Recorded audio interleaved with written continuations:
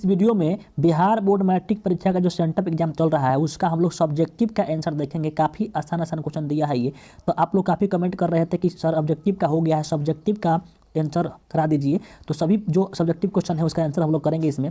आपको मैं बता दूं कि जितना भी विषय है सभी विषय का मैं साइंस, मैथ, संस्कृत सबका मैं प्ले लिस्ट बना दिया हूँ, सब्जेक्टिव ऑब्जेक्टिव दोनों का। तो आप जा करके प्ले लिस्ट चेक कर सकते हैं, वहाँ पर सभी का विषय का सब्जेक्टिव के साथ साथ ऑब्जेक्टिव दोनों का ही आंसर आपका मैं बनाकर डाल दिया हूँ। वीडियो प्ले लिस्ट में जाकर चेक कर सकते हैं। चलिए हम लोग देखते हैं यहाँ पे इसका क्वेश्चन क्या है सब्जेक्टिव का। देखिए यहाँ पर दिखाई दे रहा है खंड ब में, यहाँ पर निम्नलिखित गद्यांश में से किसी एक गद्यांश को पढ़कर नीचे दिए गए प्रश्नों का उत्तर देना है। ठीक है, तो ये आपको गद्यांश पढ़ करके आंसर देना है। तो ये आप लोग खुद कर लीजिएगा, ये आपका आप पढ़ करके इसका उत्तर आप लोग इसी में से खोज खोज कर भरना होता है। इसमें कोई दिक्कत नहीं, इसको आप लोग खुद पढ़कर कर लीजिएगा। ठीक है, चलिए आगे बढ़ते हैं। इसी तरह से आपका इसमें दो गद्यांश दिया है ये क्वेश्चन। फर्स्ट में दो गद्यांश है, इसमें किसी एक का उत्तर ही देना है। ठीक है, जो कि 10 नंबर का है ये, तो 10 नंबर आपका पढ़ करके इसको अच्छा से आंसर बढ़ते हैं तो 10 नंबर आपका ऐसा ही मिल जाएगा। ठीक है, और फिर यहाँ से एक और गद्यांश आपका होगा। फिर देखिए यहाँ पर ख, एक यहाँ पर ख दिया है, इसमें इसको पढ़ना है, इसको भी दे सकते हैं या क को भी दे सकते हैं। यहाँ पर इस गद्यांश को पढ़ करके, अच्छा इस गद्यांश को पढ़ कर किसी एक का उत्तर देना है इसमें से। ठीक है, सेकेंड क्वेश्चन देखिए यहाँ पे, जो सेकेंड नंबर क्वेश्चन जो है, दूसरा क्वेश्चन क्या कहता है, दूसरा भी क्या है, दूसरा भी आपका गद्यांश ही है, इसको भी पढ़ करके किसी एक का उत्तर देना है। इसमें भी आपका दो गद्यांश दिया गया है, इसमें पढ़ करके इसका उत्तर देना है। जैसे कि आपको ये पढ़ना है ये, और पढ़ करके जैसे कि यहाँ पर पूछा गया है क्वेश्चन, यहाँ पर आपके नीचे क्वेश्चन पूछा गया है, जैसे यहाँ पूछा गया है किस काम का पैसे के बारे में गांधी जी की मान्यता थी। तो ये सारे प्रश्न इसी में से खोज करके इसी में से देना होता है। तो आपका इसी में प्रश्न उत्तर भी आपका रहेगा, सब इसी में का जितना ये प्रश्न है इस सबका उत्तर इसी में रहेगा। तो पढ़ करके आपको देना है। ये भी आपका 10 नंबर का है, तो आपका कुल मिला करके 20 नंबर यहाँ से आपका हो जाएगा, गद्यांश सही हो जाएगा। तो 20 नंबर का काम फरिया गया आपका गद्यांश से। ठीक है, चलिए आगे देखते हैं। आगे हम लोग देखिए इसमें अब आपका इसमें भी गद्यांश ख है, इसमें दो गो है, इसमें दूसरा में भी दो गो है। इसमें किसी एक का उत्तर देना है, क या ख को किसी को दे सकते हैं आप लोग, जो आपको अच्छा लगे। ठीक है, अब देखिए हम लोग आते हैं यहाँ पर जो थर्ड क्वेश्चन है। थर्ड क्वेश्चन में 10 नंबर का है। देखिए कितना इजी प्रश्न है सब ये। यहाँ पर थर्ड क्वेश्चन बोल रहा है निम्नलिखित में किसी एक विषय पर दिए गए संकेत बिंदु के आधार पर 250 से 300 शब्दों में निबंध लिखना है। और निबंध किस पर लिखना है, देखिए पहला है देशभक्ति पर है, और दूसरा है बेटी बचाओ, और इसके साथ में इसका यहाँ पर इसका दिया गया है संकेत बिंदु। इसी संकेत बिंदु पर इसका लिखना है। जैसे कि देशभक्ति आप लिख रहे हैं तो पृष्ठभूमि क्या है, महत्व क्या है, यहाँ पर लिखना है। विश्व बंधुता के संबंध में लिखना है, उपसंहार लिखना है। तो यहाँ पर आप देख सकते हैं यहाँ पर आपको कि देशभक्ति एगो हो गया, और आपका फिर बेटी बचाओ और बेटी पढ़ाओ बेटी बचाओ, और आपका तीसरा जो है आप यहाँ पे जल संरक्षण है। यहाँ पे किसी एक पर आपको लिखना है। तो मैं आपको बता रहा हूँ अभी में, तो यहाँ पर परीक्षा में कच्चार है, ये परीक्षा में कच्चार पर लिख सकते हैं यहाँ पे, या आप जाति व्यवस्था। तो इन पांचों में से किसी एक पर आपको निबंध लिख देना है। यदि आप इसको निबंध को अच्छा सा लिखते हैं तो आपका 10 नंबर भी आपका कंप्लीट हो जाएगा। तो 20 नंबर का डांस हो गया और 10 नंबर आपका निबंध हो गया, 30 नंबर का पेपर आपका कंप्लीट हो जाएगा यहीं पे। तो चलिए इसका देखते हैं हम। यहाँ पर इस आपका जो गद्यांश वाला क्वेश्चन था वो तो आप लोग खुद कर लीजिएगा, मैं इसका आंसर दे रहा हूँ। देखिए इसमें किसी एक के बारे में लिखना है, तो मैं देशभक्ति पर लिख कर आपको बता रहा हूँ। ठीक है, तो देखिए इसका हम लोग आंसर किस तरह से लिखेंगे यहाँ पर। तो देशभक्ति पर यहाँ संकेत बिंदु दिया गया है, भूमिका, देशभक्ति की महत्व और उपसंहार। तो सबसे पहले हम यहाँ पर भूमिका लिखेंगे इसका हम लोग। तो भूमिका जो यहाँ पर मैं जैसा लिखा हूँ वैसा आप लोगों को लिखना है। अपनी मातृभूमि, समाज और देश के प्रति प्रेम, सद्भावना, कर्तव्य, कर्म ही देशभक्ति है। देश के प्रति भक्ति इसके प्रत्येक व्यक्ति एक कर्तव्य है, क्योंकि तभी देश सुखी और सुरक्षित रह सकता है। तो हम लोग पहले इसका भूमिका लिख देंगे, उसके बाद से देशभक्ति यहाँ पर लिखेंगे, देशभक्ति क्यों इसका जस्ट नीचे लिखेंगे, उसके बाद महत्व लिखेंगे, उसके बाद हम लोग उपसंहार लिखेंगे। ये जरूरी नहीं है कि जो मैं आपको बताया हूँ वैसा ही आपको ठीक लिखना है, आप वहां पर अपना मन से भी लिख सकते हैं इसको। ठीक है, अपने शब्दों में। ठीक है, उसके बाद से इसी में हम लोग लिखेंगे यहाँ पर देशभक्ति क्यों, ये हम लोग बात लिखेंगे। ठीक है, जितना लिखा गया है। उसके बाद से महत्व के बारे में यहाँ पर लिख देंगे हम लोग, और फिर इसके बाद से उपसंहार के बारे में हम लोग यहाँ पर लिख देंगे। यहाँ पर इसके बाद से उपसंहार के बारे में लिख देंगे हम लोग कि कुछ व्यक्ति अपने स्वार्थ में अंधे होकर अपनी देशभक्ति कर्तव्य भूल जाते हैं। परिणाम होता है कि अपनी संघर्ष, मनमुटाव तथा कल अंततः देश का विघटन हो जाता है। तो इस प्रकार से आप लोग को लिख लेना है। अब देखिए ये जगह जो छोटा है, इस तरह आप लोग जगह नहीं छोड़िएगा, ये जैसा लिखे है ना, ये जस्ट लिखे हैं, इसका जस्ट नीचे ही लिखना है आपको, ये वाला जो नीचे वाला ये भाग है, ये लिखना है, ठीक है। उसके बाद से इसका जस्ट नीचे लिखना है, ये आपको वहीं छोड़ना है। हम जो पीडीएफ बनाए हैं ये थोड़ा ये कट करके बना है, ठीक है। तो आप लोग ये क्या करना है आप लोग को, इसको आप लोग जल्दी से फटाफट से इसका स्क्रीनशॉट मारिए, जल्दी से इसका स्क्रीनशॉट मारिए, ठीक है। और फिर इसका स्क्रीनशॉट मारिए। अब मैं पढ़ के बताऊंगा तो बहुत ज़्यादा समय लगेगा, तो आप लोग इसको जल्दी से फटाफट से स्क्रीनशॉट ले लीजिए, ठीक है। इसका ले लीजिए और फिर हो गया, ठीक है। तो आपका ये देशभक्ति वाला हो गया, ठीक है। देखिए 4 नंबर जो प्रश्न है, बोल रहा है कि निर्धन छात्र कोष से सहायता के लिए प्रार्थना करते हुए अपने प्रधानाध्यापक के पास आवेदन पत्र लिखना है ये। और 4 नंबर में 2 है, या तो आप इसे कीजिए या अथवा में दिया है क्वेश्चन, चिकित्सक और मरीज के बीच यानी डॉक्टर और रोगी के बीच संवाद को लिखना है। तो चलिए इसको हम लोग दोनों का आंसर देखेंगे हम लोग बारी बारी से। इसमें दोनों का आंसर मैं आपको बताऊंगा, इसमें आपको जो अच्छा लगेगा, जो आपको याद रहेगा, वो उसका आंसर आप लोग दे सकते हैं। ये जरूरी नहीं है कि जो मैं बता रहा हूँ आंसर सेम टू सेम वही आप लोग दीजिएगा। यदि आपको याद है तो अपने मन से भी यहाँ पर भर सकते हैं, ठीक है। चलिए इसका हम लोग आंसर देखते हैं।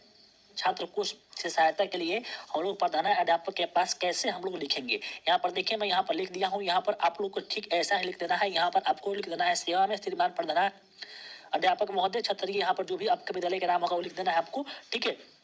अब इसके बाद से आप लोग को शुरुआत करना है यहाँ पर विषय परीक्षा शुल्क माफ करने हेतु। अब यहाँ पर आप लोग को करना है शुरुआत की सबने निवेदन है कि मैं 10वीं कक्षा का निर्धन छात्र हूँ। मेरे पिताजी पिछले 3 महीना से बीमार है, जिसके कारण से हमारे घर की आर्थिक स्थिति बहुत ही दयनीय हो गई है। ऐसी परिस्थिति में पिताजी मेरे परीक्षा शुल्क जमा करने में असमर्थ हैं।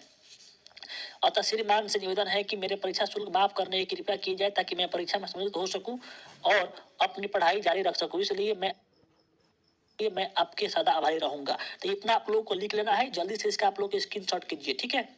तो स्क्रीनशॉट कीजिए जल्दी से। और देखिए क्वेश्चन काफी महत्वपूर्ण है, आपका क्वेश्चन आपका ये फाइनल एग्जाम में भी ऐसा ही क्वेश्चन आपका पूछा जाएगा, ठीक है। चिकित्सा और मरीज के बीच हम लोग संवाद कैसे लिखेंगे, तो संवाद इस तरह से लिखा जाता है, दो लोगों के बीच आपस में बातचीत, जैसे कि रोगी डॉक्टर के बीच लिखा जाएगा।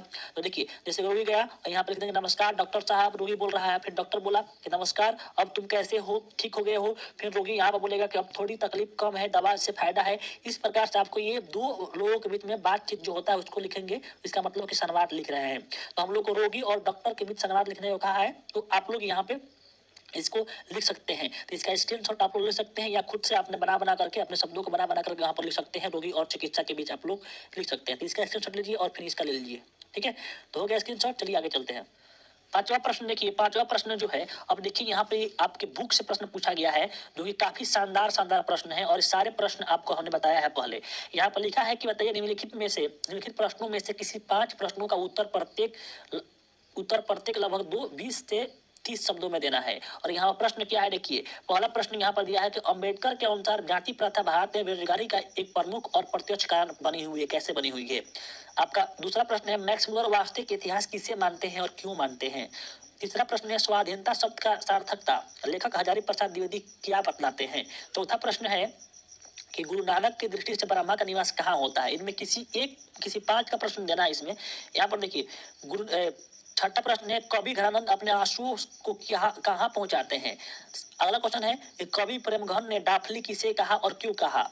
अगला प्रश्न है बारी किसे कहते हैं मागमा और लेखिका में बारी की रीति कैसी थी। लक्ष्मी ने विपत्ति को ख्याल पर क्या संयम किया था। तो ये आपका प्रश्न 10 प्रश्न यहाँ पर आप देख सकते हैं। यहाँ पर मैक्सवेल की दृष्टि से सच्चे भारत का दर्शन कहाँ होगा और क्यों बारी कब 20 के समान हो जाती है। तो ये आपका प्रश्न रहा, ये पूरा यहाँ पर 5वां का 10 गो प्रश्न इसमें है, और इसमें किसी 5 का प्रश्न का उत्तर देना है, प्रत्येक 2 नंबर का है। तो 5 प्रश्न का उत्तर देते हैं तो आपका 10 नंबर इससे यहाँ से मिल जाएगा। तो चलिए इसमें हम किसी 5 प्रश्नों का उत्तर देते हैं। 5 नहीं, आपको हम 7 प्रश्नों का उत्तर देंगे हम, और इसमें से किसी आपको 5 को बनाना है, लेकिन हम 7 प्रश्नों का उत्तर देंगे। बिल्कुल ध्यान से देखिएगा आप लोग, ठीक है। देखिए इस प्रश्न का उत्तर हम लोग कैसे देंगे, तो इस प्रकार से इसका हम लोग उत्तर लिखेंगे कि जाति प्रथा मनुष्य को जीवन भर के लिए एक ही पेशा में बांध देती है, भले ही पेशा अनुयुक्त या अपर्याप्त होने के कारण वो भूखा मर जाए।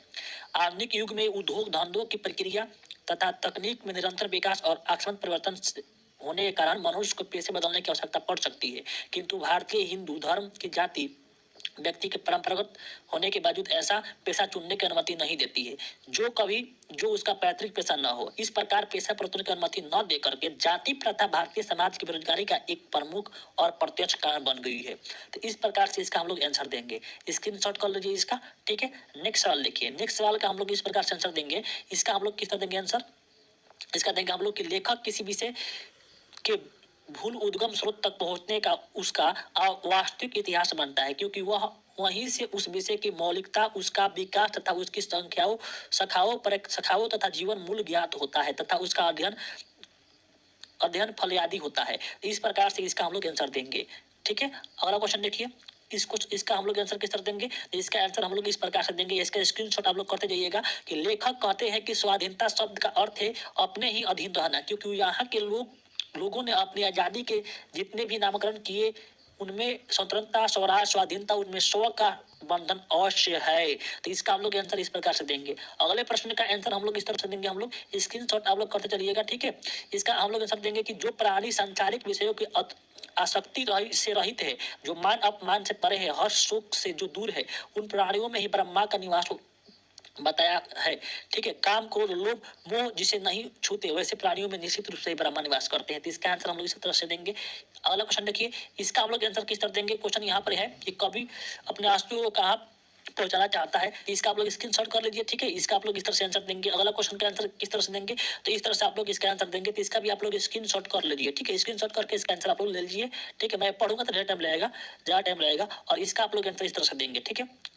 गुरु नानक ने के अनुसार वाणी कब इसके समान हो जाती है, तो इसका आप लोग आंसर इस तरह से देंगे। इसका आंसर किस तरह देंगे आप लोग कि कभी गुरु नानक राम नाम की महत्ता का बखान करते हुए कहते हैं कि सच्चे हृदय से राम नाम कीर्तन की ही मनुष्य की अस्थायी शांति उसे इस दुखमय जीवन को पार पहुंचा सकता है। राम नाम का गुणगान करने से ईश्वर एवं ईश्वरत्व की प्राप्ति होती है और उसमें ब्रह्मा का निवास होता है। जो व्यक्ति राम नाम का कीर्तन नहीं करता है वह सांसारिकता में लगा रहता है, उसके वाणी विष का समान हो जाती है। तो इसके आंसर इस तरह से देंगे, ठीक है। नेक्स्ट सवाल का आंसर आप लोग देखिए, का लास्ट प्रश्न है 6 नंबर, क्या कहता है देखिए यहाँ पे, निम्नलिखित में से किसी एक प्रश्न पर उत्तर देना है। पहला प्रश्न क्या है, इसमें बोल रहा है काम धाम के बाद रात को अपने बिस्तर पर गए बहादुर का लेखक किन शब्दों से चित्रण करता है, इसके बारे में लिखना है। और सेकंड है कि सप्रंग व्याख्या करना है। तो आप किसी एक को यहाँ पे आंसर दे सकते हैं। मैं आपको यहाँ पर दूसरा ये ख का आंसर दे रहा हूँ, इसको मैं आपको बता रहा हूँ, ठीक है। देखिए आपको आंसर मैं बता रहा हूँ। यदि वीडियो आपको अच्छा लग रहा है तो लाइक कीजिए और चैनल पहले बनाए हैं चैनल को सब्सक्राइब कर लीजिएगा। क्यों, क्योंकि मैं आपके फाइनल एग्जाम में भी आपको ऐसा ही सपोर्ट करूंगा। पेपर आएगा तो आपको मैं बना करके दे दूंगा। तो आप चाहते हैं ऐसा तो आप लोग चैनल को सब्सक्राइब करके बेल आइकन दबा करके ऑल पर क्लिक करके रखिएगा, तो आपको सबसे पहले नोटिफिकेशन जाएगा, ठीक है। और अपने सभी दोस्तों में जरूर शेयर कीजिएगा। चलिए इसका आंसर देखते हैं हम लोग। तो दोनों में से किसी एक का हम लोग को उत्तर देना है। तो इसका उत्तर हम लोग देखेंगे ख का। ये कह रहा है कि मैं तुम्हारे बेस हूँ, तुम्हारी वृत्ति हूँ, मुझे कहकर तुम अपना अर्थ खो बैठोगे। इसका हम लोग को अर्थ बताना है। चलिए इसका हम लोग आंसर देखते हैं। तो इस प्रश्न का उत्तर क्या हो जाएगा, देखिए यहाँ पे प्रस्तुत पदांश में कवि ने भक्त को भगवान की आश्रिता माना है। भगवान का वास्तविक स्वरूप भक्त में है। भक्त भगवान का सब कुछ है। भगवान का रूप, वेश, रंग, कार्य सब भक्त में निहित है। भक्त के माध्यम से ही भगवान को जाना जा सकता है, उसका अस्तित्व की अनुभूति की जा सकती है। कवि कहता है कि हे भगवान, मेरा अस्तित्व ही तुम्हारा पहचान है, मैं नहीं रहूंगा तो तुम्हारी पहचान भी नहीं होगी। अर्थात भक्त में से अलग रहकर, भक्ति को खोकर भगवान की भी अपना अर्थ, अपना मतलब, अपनी पहचान खो देते हैं। भक्त के बिना भगवान की कल्पना नहीं की जा सकती है। इस तरह से इसका हम लोग आंसर देंगे, ठीक है।